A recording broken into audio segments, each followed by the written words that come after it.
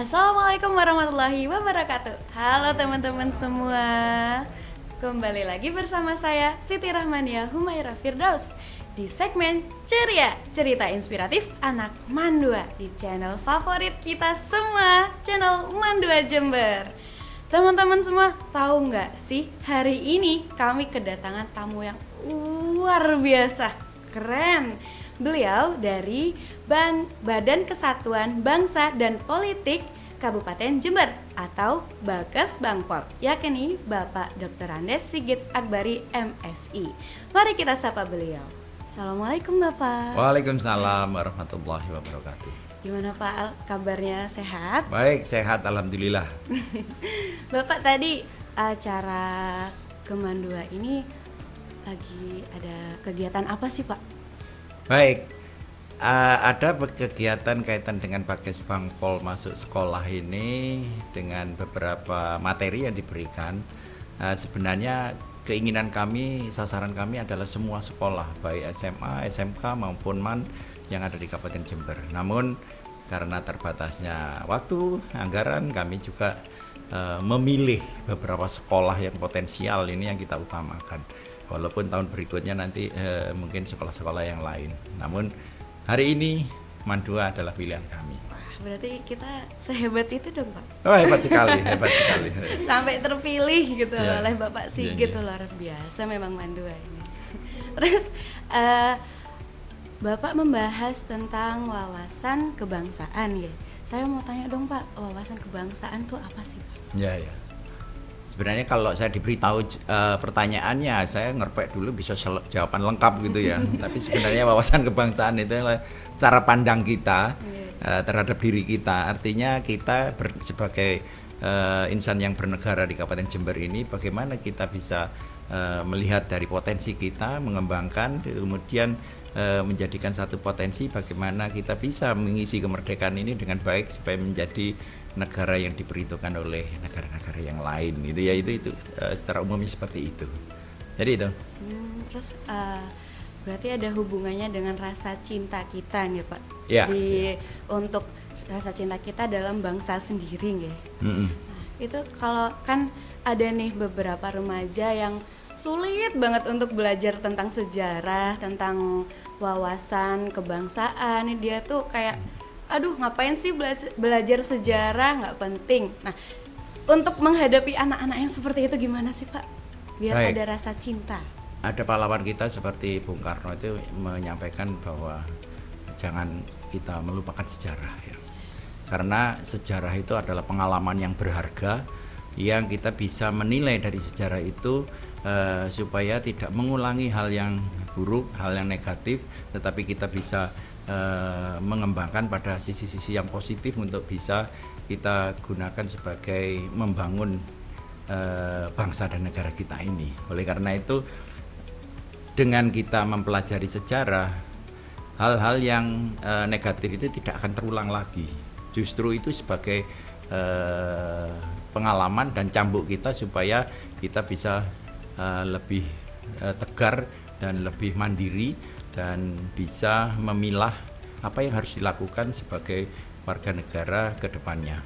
Nah, untuk anak-anak sekalian usia sekolah ini memang penting sekali karena generasi muda ini harus diberi ilmu atau masukan dari pengalaman-pengalaman yang sudah terjadi. Kita tahu bahwa kita dijajah oleh Belanda itu 350 tahun. Ini kalau kita bandingkan dalam peta sejarah, Belanda itu sebesar Jawa Timur sebenarnya kalau dibandingkan Indonesia secara utuh. Nah, oleh karena itu hanya dengan menggunakan divide et impera, mengadu domba, mereka bisa menguasai kita selama 3,5 abad.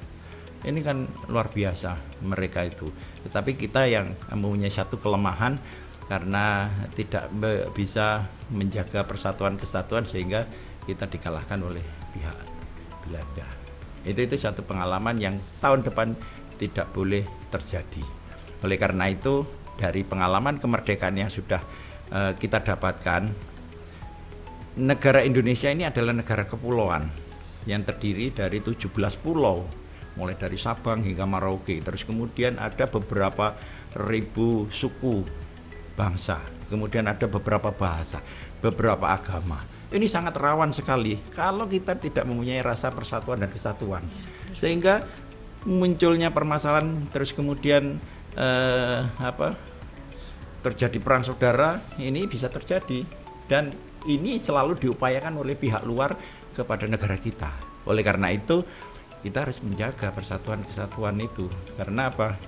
Dibandingkan dengan negara Australia, itu satu bahasa, satu suku, tapi kita banyak, tapi kita bisa menjaga itu.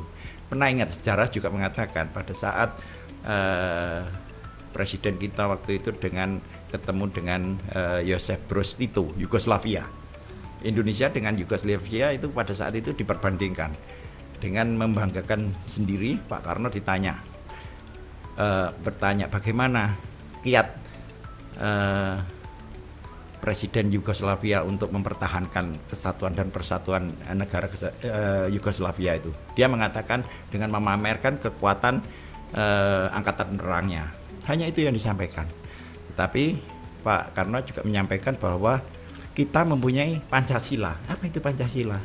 Terus kemudian juga diterangkan satu persatu, sila per sila, kemudian juga di bawahnya Bhinneka Tunggal Ika. Nah itulah senjata kita. Nampaknya sangat berbeda, mereka dengan kekuatan militernya, kita hanya dengan Pancasila. Ternyata apa yang terjadi? Sekian tahun Yugoslavia hilang dari peta dunia. Berarti menjadi negara-negara kecil yang terpecah-pecah. Tetapi justru kita negara kesatuan yang terdiri dari beberapa pulau suku yang ini rawan sekali perpecahan. Dengan Bhinneka Tunggal Ika, dengan persatuan dan kesatuan yang ada, kita bisa merekatkan sampai hari ini. Syukur-syukur ke depan itu jauh lebih maju, kita bisa menghilangkan antara kesukuan, agama, ras dan lain sebagainya. Berarti itu Pancasila itu memang sepengaruh itu ya Pak? Iya betul. Jadi digali dari bumi Indonesia sendiri dan kita harus bangga dengan itu. Karena apa? Sekarang bangsa lain, PBB juga menyatakan bahwa Bhinneka Tunggal Ika ini akan diadopsi oleh negara-negara lain gitu loh. Kalau negara lain itu bangga dengan Pancasila, kok kenapa kita tidak bangga dengan itu kan gitu ya? Tuh. Wah, berarti memang Bung Karno menciptakan Pancasila, Bhinneka Tunggal Ika itu memang bukan hanya semata-mata ingin terlihat Indonesia itu satu, tapi memang harus disatukan gitu Pak. Ya, bukan hanya Bung Karno, itu kan melalui proses melalui dari BPUPKI, terus kemudian Muhyamin, terus kemudian Bung Karno sendiri punya konsep Pancasila yang walaupun silanya agak berbeda, terus kemudian disempurnakan sehingga pada tanggal 17 Agustus, 18 Agustus itu kita mendapatkan Pancasila yang sila-silanya seperti sekarang ini kita miliki. Berarti kita sebagai bangsa Indonesia juga harus menghafal Pancasila. Hafal dong, iya. Kalau ada anak-anak yang nggak hafal tuh gimana Pak? Ya, enggak tahu kebacet itu.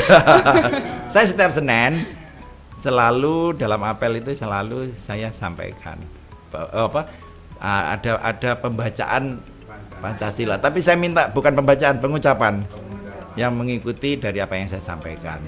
Ketuhanan Yang Maha Esa, kemanusiaan yang adil dan beradab, persatuan Indonesia, terus kemudian kerakyatan yang dipimpin oleh hikmat kebijaksanaan dalam permusyawaratan perwakilan, terus kemudian keadilan sosial. Apal dolar kepala kan gitu ya, cuma 5 gitu. Tapi apal saja itu masih belum cukup. Iya, harus kita terapkan di dalam kehidupan kita sehari-hari. Ya. Terus kalau caranya kita menghadapi teman yang berbeda ras itu, gimana Pak? Ya itu saya katakan seperti itu, karena kita memang terdiri dari beberapa suku, agama dan lain sebagainya. Itu menjadi saudara kita. Hal itu jangan menjadi satu perbedaan, tapi perbedaan ini menjadi kekayaan kita. Berbeda-beda tetapi harus tetap satu. Itu harus. Jadi tidak ada.